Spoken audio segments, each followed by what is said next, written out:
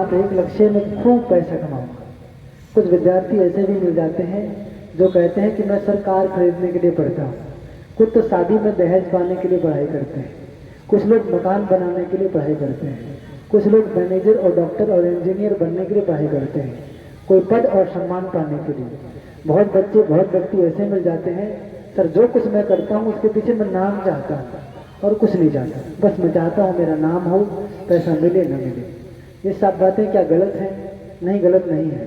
काफ़ी दूरी तक ये सत्य की धरातल पर सत्य है और हमें ऐसा चाहना भी चाहिए। पर इनमें से कोई ऐसी वस्तु नहीं है जो जीवन का लक्ष्य हो। इनमें से कोई चीज़ अपना लक्ष्य नहीं है। ये सब केवल साधन भर है, मात्र साधन है। जैसे हमें आपको पढ़ाना है, हमें दो टूक आपसे बात करनी है, यहाँ मंच पे आऊँ तो कह दो मेरा लक्ष्य माइक पाना है। माइक पाना कोई लक्ष्य होता है? क्लास में खड़ा हो जाऊँ तो मेरा लक्ष्य है कलम खरीदना।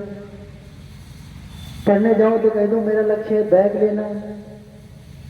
ये कोई लक्ष्य थोड़े है। मकान बनाना ये लक्ष्य नहीं है, ये साधन है। अगर आप बड़े पैमाने पे लोगों की सेवा करना चाहते हो, यदि आप डीएम बन जाओ, डीएम रूपी साधन मिल जाए तो आप उसे सरलता पूर्वक कर सकते हो, पूरे जिले में सबकी सेवा कर सकते हो। पर यदि आप डीएम स्तर के व्यक्ति नहीं हैं तब भी आप जिले भर में सेवा कर सकते हो। फिलहाल उससे थोड़ी ज़्यादा संघर्ष, थोड़ा ज़्यादा जद्दोजहद करना पड़ेगा आपको, पर कर सकते हैं। तो ये सब साधन है, साध्य नहीं है, लक्ष्य नहीं है। फिर अपने जीवन का लक्ष्य क्या हो सकता है, आप जरा समझो। परम पूज्य गुरुदेव पंडित राम शर्मा आचार्य जी कहते हैं, हम दो संपदा लेकर के जाते हैं, कई जन्मों तक चलते रहते हैं। दो संपदा, ध्यानपूर्वक बच्चों समझना, दो संपदा हम हर जन्म में लेकर के बराबर घूमते रहते हैं। एक है संस्कार, संस्कार लेकर के घूमते हैं। संस्कार किसे कहते हैं? काम करने की जो मन में गहरी आदत पड़ जाती है उन्हीं को संस्कार कहते हैं। बहुत सारे काम को करने का मन में आप में गहरा आदत लग गया होगा, उसे छुटाए नहीं छोड़ता होगा, भुलाए नहीं भूलता होगा, रोके नहीं रुकता होगा, उसी को संस्कार बताते हैं। महादेवी वर्मा जी ने एक बार निराला जी को कंबल दिया। उनने ये कहा कि भैया ये कंबल ले लो, ठंड बहुत तेज पड़ रही है, और खबरदार दानी मत बनना। हर बार मैं जैकेट देती हूँ, कंबल देती हूँ और तुम ले जाके दान कर देते हो। कहा जी ठीक है, ठीक है, अब नहीं देंगे किसी को। हाँ, भर रहे थे, कंबल ले लिया, चले आए। आधे रास्ते जब आकर के वो पहुंचे तो उन्होंने क्या देखा, एक बुजुर्ग महिला है, वो ठंड के मारे काम कर रही है, छप्पर का मकान भी नहीं है, बाहर बैठी है, ओस पड़ रहा है। उन्होंने माता जी का हाल चाल पूछा और कहा तो ये कंबल दे दे तो आपकी ठंडी कुछ कम हो जाएगी? हाँ बिल्कुल हो जाएगी। दादी ने हाँ किया, उन्हें कंबल दे दिया। ये क्या है? उनका संस्कार। बिना किए उनसे रहा नहीं गया। दानी प्रवृत्ति के व्यक्ति लाभ समझाने पर उनने माना नहीं, ऐसा कर गए। जिन बच्चों की, जिन व्यक्तियों को चोरी की आदत लग गई हो वो जेल जाते हैं, मुकदमे खाते हैं, लाठी डंडा खाते हैं और घूम करके गुट्टे की पूछ फिर टेढ़ी की टेढ़ी रह जाती है, फिर दोबारा वो चोरी कर जाते हैं। ये क्या बेटा है? संस्कार। मन में किसी काम को करने की गहरी आदत लग गई हो तो उन्हीं को हम नाम देते हैं संस्कार। संस्कार सर्वदा हम लोग जन्म जन्मांतर तक लेकर के चलते हैं। ठीक है, तो आप प्रयास करिए, अपने अंदर जो कमियां हो गई हों, जो आदत बिगड़ गई हों, उनको सुधारने की बराबर कोशिश करते रहिए, उनसे संघर्ष और लड़ाई करते रहिए, नहीं तो अगले जन्म में ये प्रभावित करेगा आपको। छोटा सा उदाहरण देने को आता है, जी करता है मन क्या आपको एक उदाहरण दूं। 4 बच्चे छोटे छोटे हैं, चारों बच्चों को आप देख लीजिए। 1 साल का बाबू है, 1.5 साल का बच्चा है, केवल 1.5 साल का बच्चा। कल्पना करके देखिए, उसने भी कुछ सीखा नहीं है।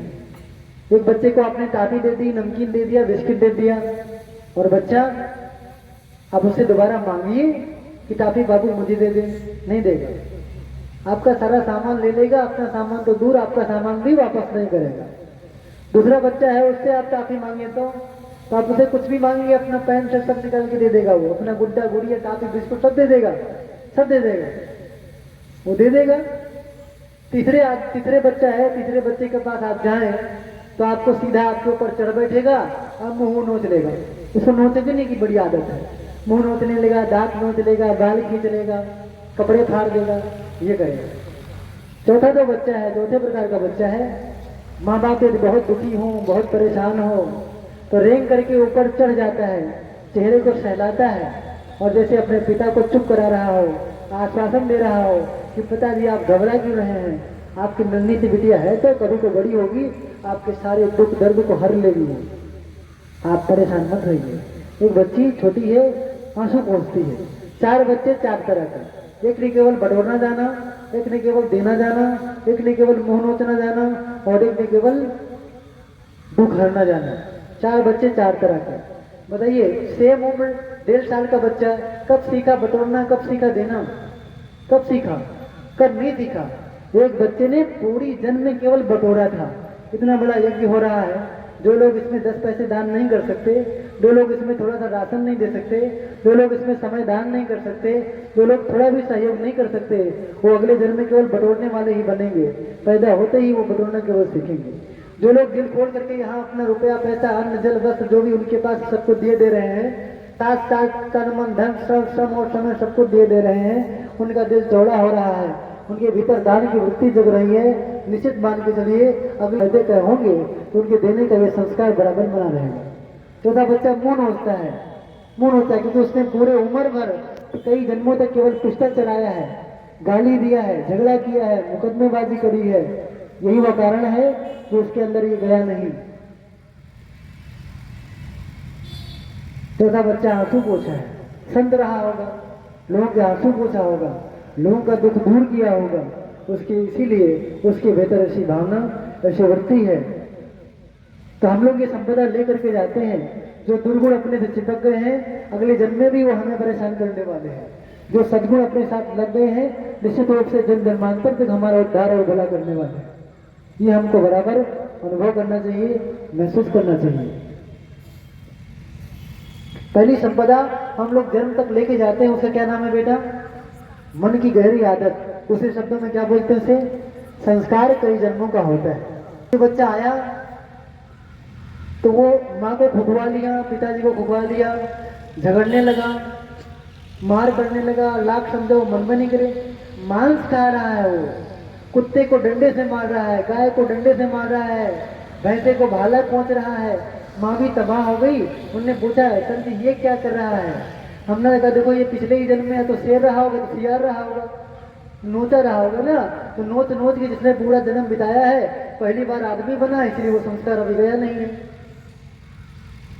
शास्त्र कहते हैं आदमी 7 बार पैदा होता है तो भीतर के जीन्स, भीतर के संस्कार कुछ परिवर्तित होते हैं, उसमें बदलाव आता है। तो पिछले जन्म में हो सकता है जानवर रहा हो, जानवर के ऊपर क्या प्रभाव पड़ेगा? वो तो अभी सुधरने के लिए लगा हुआ है, धीरे धीरे प्रयास करेगा, सुधरेगा।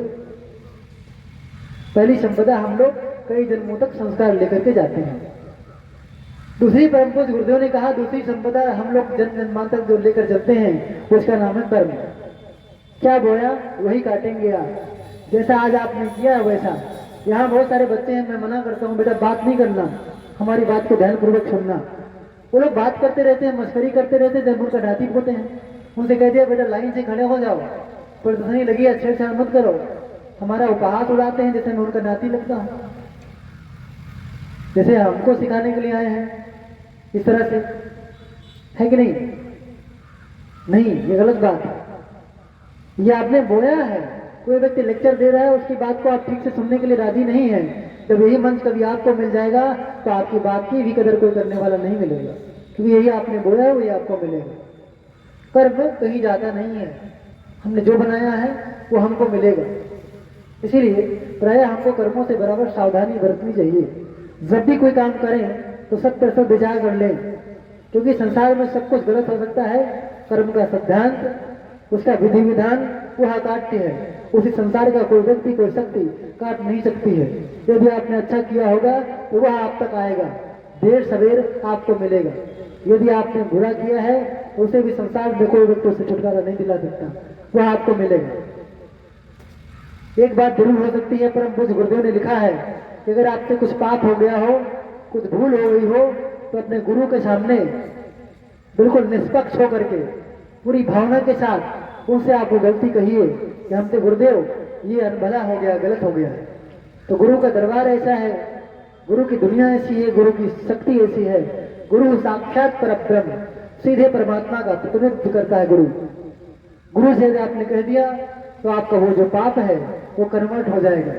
गुरु भी आपको उस पापों का परिणाम देने से वंचित नहीं करा सकता, लेकिन उसमें टेस्ट पैदा कर देगा। टेस्ट क्या पैदा कर देगा?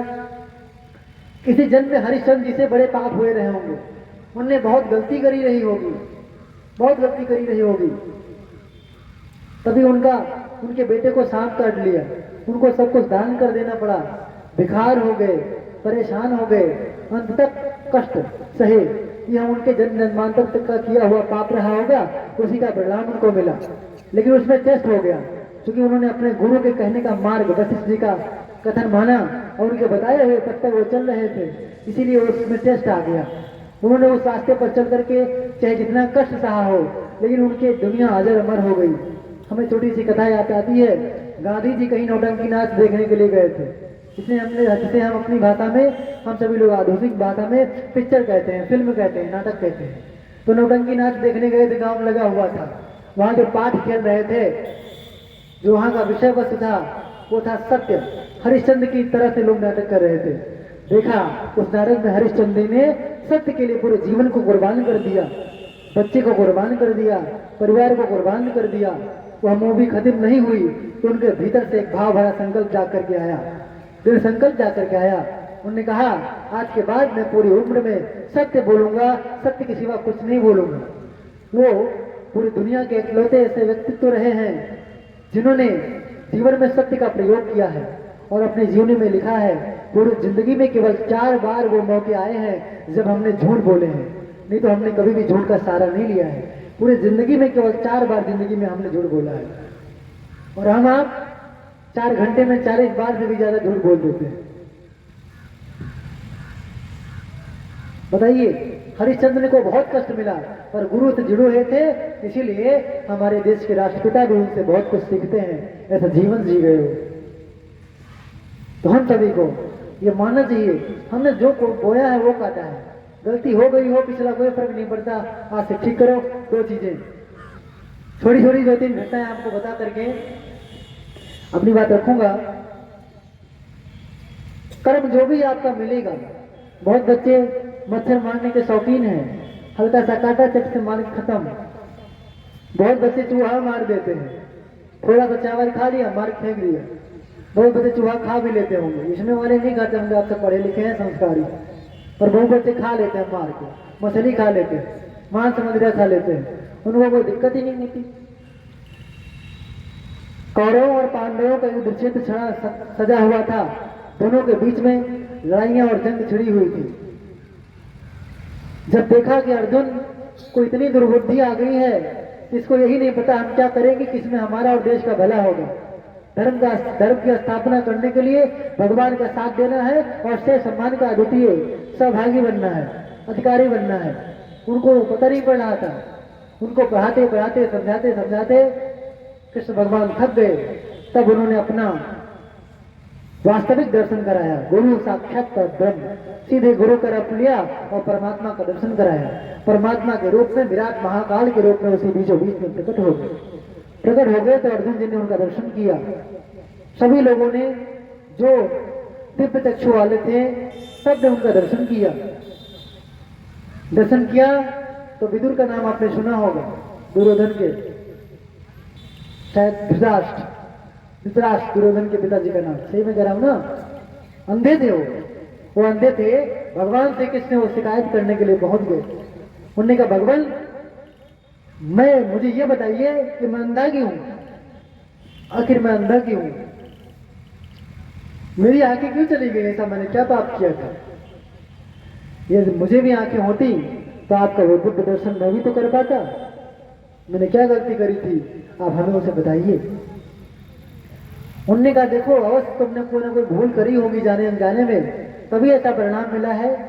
हम लोगों की बुद्धि फेल हो सकती है, आधुनिक कंप्यूटर जो है वो डैमेज हो सकता है, करप्ट हो सकता है, लेकिन भगवान की बनाया हुआ सिस्टम, उसमें कोई लोचा नहीं है, कोई खराबी नहीं है। वह नियत समय पर ठीक बात दे करके रहता है। इसमें अवश्य ही तुम्हारा कोई दोष रहा होगा, तुम्हारी कोई भूल रही होगी। पितास ने कहा गुरुवर, भगवान प्रभु हमें बताइए हमने क्या गलती करी थी।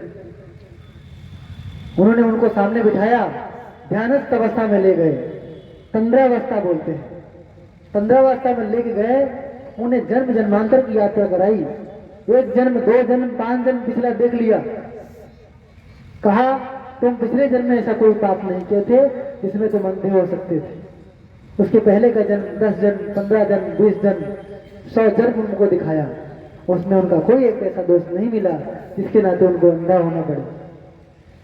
108वां जन्म पलट करके दिखाया, कहा मैं देख पा रहा हूं और शायद तुम भी देख पा रहे हो, क्योंकि दिव्यम ददामि ते चक्षु, दृष्टि प्रदान करी आपको, तो शायद आप भी ये देख पा रहे होंगे कि एक 15 साल का लड़का जो बिल्कुल अबोध नहीं रह गया है, धीरे धीरे उसको बोध आ रहा है, सामाजिकता की जानकारी हो रही है, कर्म, सत्कर्म, कुकर्म सबकी जानकारी हो रही है। वो बच्चा एक छोटे से वृक्ष पर चढ़ गया है, वहां पक्षियों ने घोंसला बनाया था, उसकी छोटी छोटी बच्चियां थी, और वो बच्चा जो है बिल्कुल उसकी आंखें फोड़ने पर लगा है। एक एक करके सारे चिड़ियों के बच्चों की आंखें उसने फोड़ दी।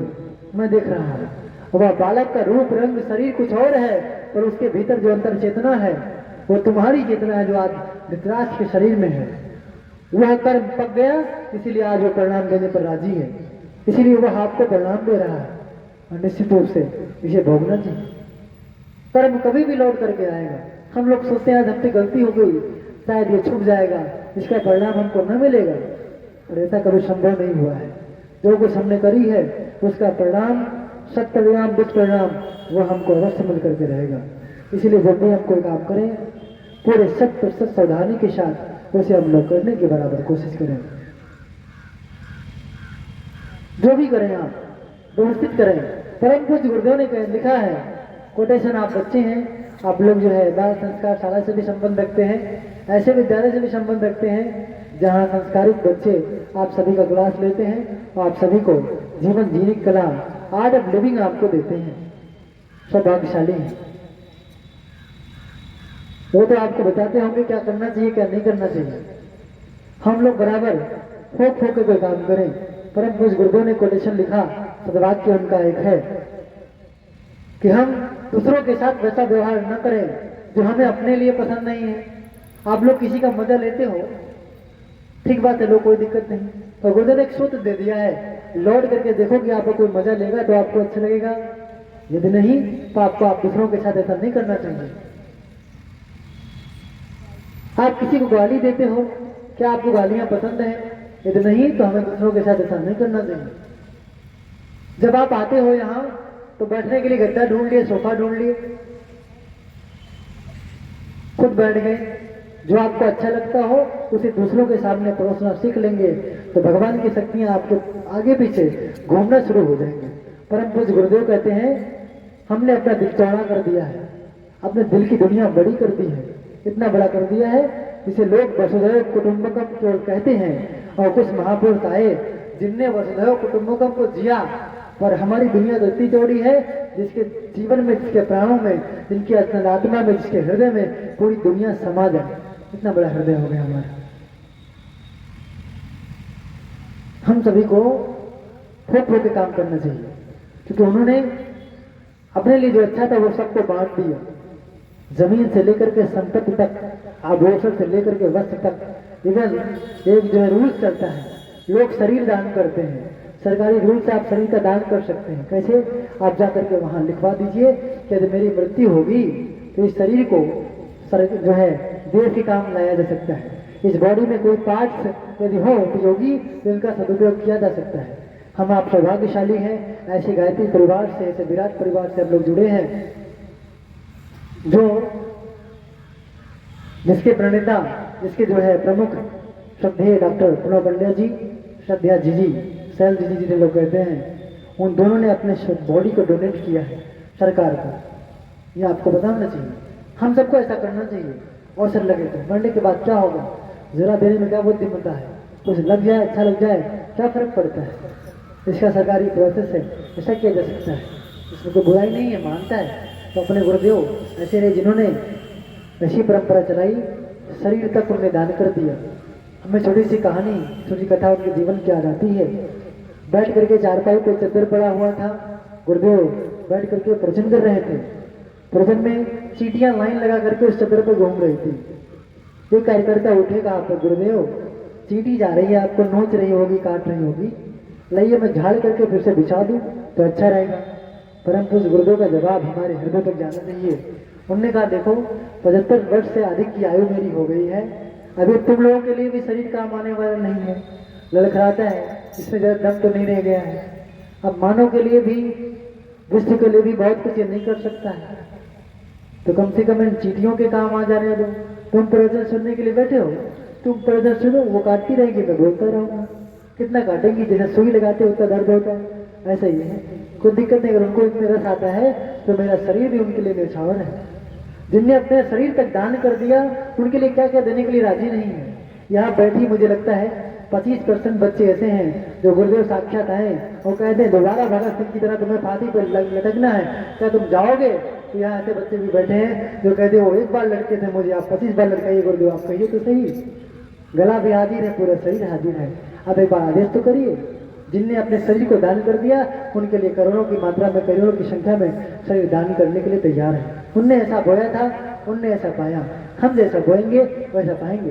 तो आप सब निवेदन करेंगे, हम 2 संपदा जीवन में लेकर के जाते हैं हर जन तक। पहले का नाम संस्कार, जो आदत डेवलप हो गया है वो हम लेकर के जाएंगे।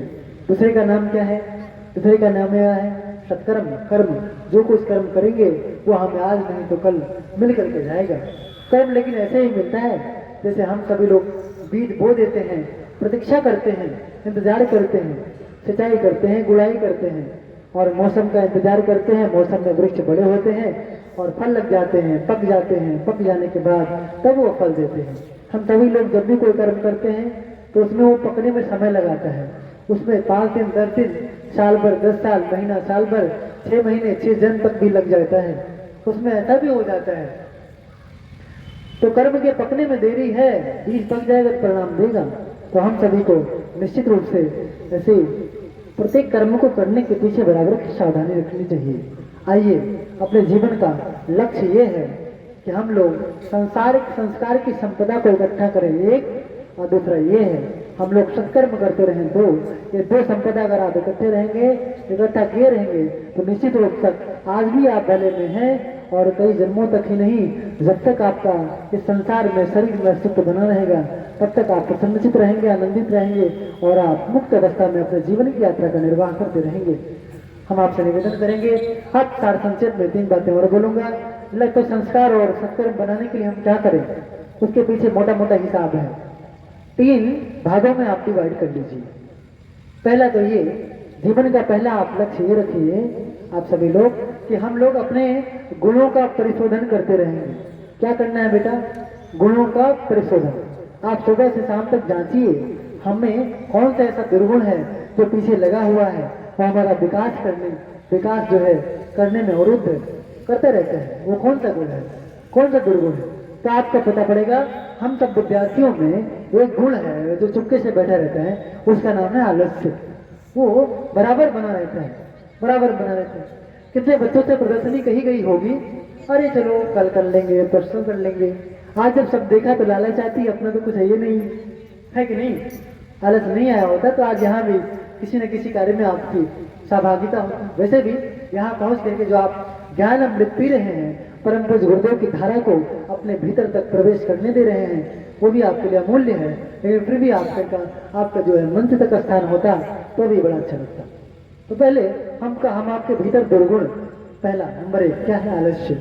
हम लोग आलस्य नहीं करेंगे। प्रातः 4 बजे के आसपास जागरण का समय बराबर हम लोग बनाए रखें।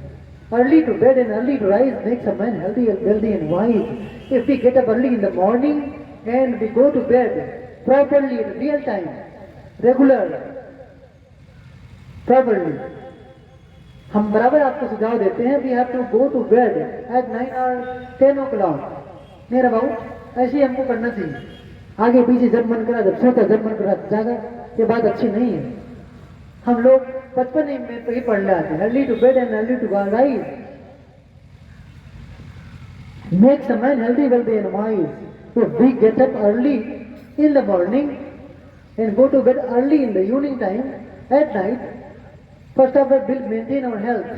हम अपने स्वास्थ्य को बराबर बनाए रखेंगे, हम लोग स्वस्थ रहेंगे, मस्त रहेंगे। क्योंकि सवेरे औषधियां परमात्मा उड़ेलता है, सारी प्रकृति हमारे ऊपर औषधियां उड़ेलती रहती है। शीतल शांत मौसम औषधियां उड़ेलती रहती है। शांति, मनोबल, ऊर्जा, एनर्जी, जो कुछ आपको शाम तक चलने के लिए काम आता है, 50% तो आपका ब्रह्म मुहूर्त का जागरण और थोड़ा घूम लेना ही पर्याप्त हो जाता है। तो हम सभी को निश्चित रूप से जल्दी जागना और सोना चाहिए, आलस नहीं करना चाहिए। उसके लिए मम्मी आती है, बार बार जगाती हैं, बार बार डांटती हैं। एक बाल्टी पानी मार के डाका रही है, तब बच्चा खड़ा हुआ, अच्छी बात नहीं है। एक बार बोल दिया, बेटा समय हो गया, लेट हो रहा है, बस बहुत है, खड़े हो गए। आलस नहीं करना चाहिए। दूसरी, बच्चों के अंदर सबसे बुरी आदत होती है वो है लापरवाही। कितने से बच्चे इसमें बैठे हैं जो बराबर संकल्प लेते रहते हैं, मेरा इंग्लिश वीक है, मेरा मैथ वीक है, साइंस वीक है, केमिस्ट्री वीक है, अन्य सब्जेक्ट वीक है। जब गर्मी की छुट्टी आएगी तो हम चलो ठीक कर लेंगे, और जब गर्मी की छुट्टी आई नहीं ठीक से कि मामा के यहाँ न्योता आ गया, ब्यूटी पार्लर में जाना है, धुआं भर का पोत लेना है, बारात विदा करना है। एक बारात विदा नहीं हुई, तीसरी तैयार हो गई।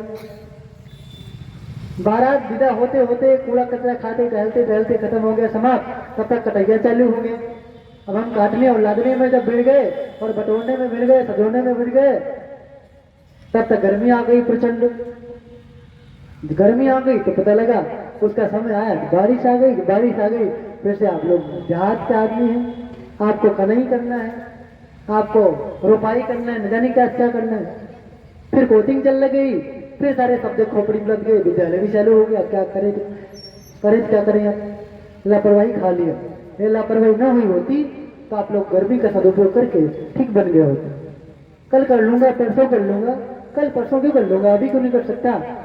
भावनाएं आ गई हैं तो हम सब लोग अभी क्यों नहीं कर सकते? हम लोग कर सकते।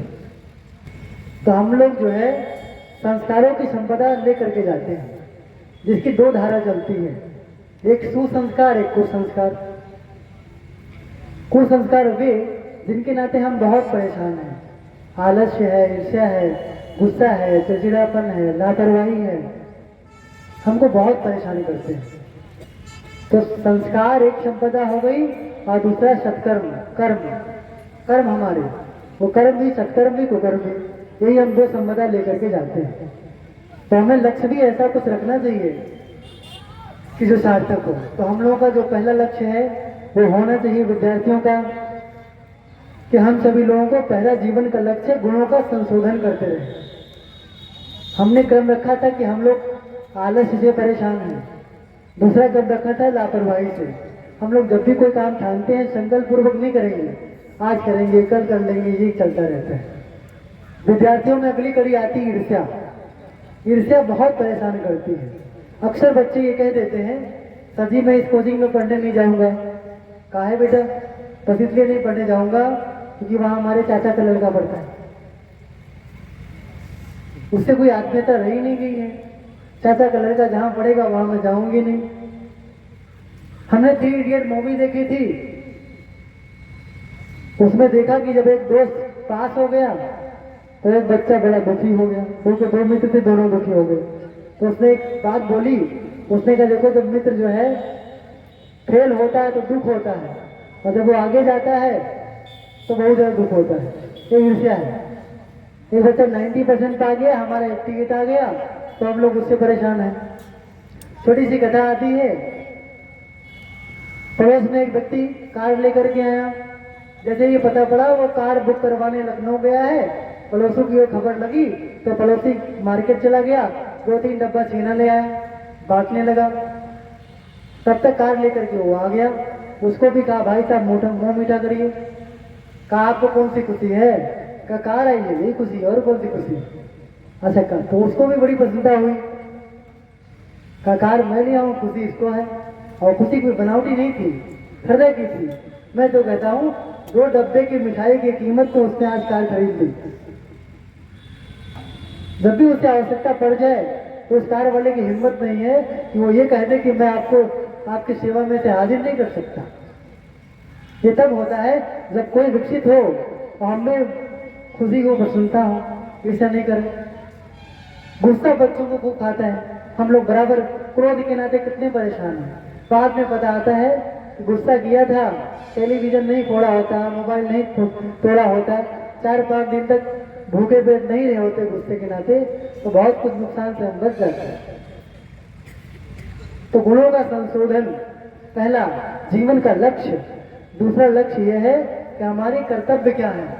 जो सामान्य कर्तव्य है हमारे, घर पे मैं बेटा हूँ मम्मी पापा का, बहन का भाई हूँ और भाई की बहन, यहाँ विद्यार्थी हूँ, किसी कार्यक्रम में सहयोगी हूँ, अलग अलग हमारी भूमिकाएं हैं। इसका पूरी ईमानदारी पूर्वक, पूरी निष्ठा के साथ इसका निर्वहन करना, ये दूसरा कर्तव्य है हमारा। जीवन का जो लक्ष्य है ये दूसरा लक्ष्य। और तीसरा जो लक्ष्य है, इन दोनों से जितना बचे समय आपके पास, गुणों के संशोधन करने में आपको अलग से टाइम नहीं निकालना है। कार्य करते जाइए, गुणों को परिमार्जित करते जाइए, रिफाइन करते जाइए। कर्तव्य में समय लगते हैं, फिर भी हमारी आपकी आवश्यकता इतनी नहीं है कि बहुत ज्यादा कर्तव्य हो। कितना भोजन लगता होगा, कितने कपड़े पहनते होंगे। गुरुदेव ने कहा है आदमी 2 रोटी खाता है 4 खा लेगा, 100 रोटी तो नहीं खाएगा। आदमी 2 गज कपड़े पहनता होगा, 50 गज कपड़े तो नहीं पहन लेगा। आदमी एक छत के अंदर रहता होगा, 15 बंगले के अंदर रहने की आवश्यकता है। जरूरतें आदमी की छोड़ी है और उसे बड़ा चढ़ा लिया।